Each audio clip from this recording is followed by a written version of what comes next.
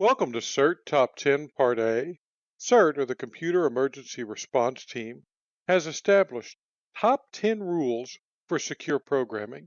We're going to look at the first 5 in this video and the next 5 in a subsequent video. Now, these are really good rules.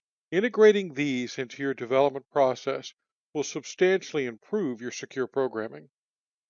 Beginning with validate input. Now, we've talked a lot about that in the previous videos, but it's interesting that CERT also includes this in its top 10 secure programming rules. Heed compiler warnings. Obviously, you heed compiler errors, or else you can't compile.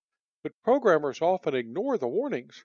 Some warnings I know must be ignored, but at least read them. Find out what they mean.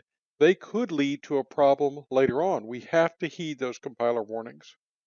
Design for security. This goes hand in hand with what I said in the previous video about having security throughout the life cycle. It's not added on at the end. Throughout the program, you have security, and that starts with a secure design. When you're designing for user-friendly interfaces, operational requirements, regulatory requirements, also design for security needs. Design and code for simplicity. Now, I realize some programming problems require a complex solution by their nature, but never any more complicated than it has to be. There's a concept we can borrow from mathematics. In mathematics, they ask if your solution is elegant, meaning no more complex than it has to be. Well, is your code elegant in the mathematical sense?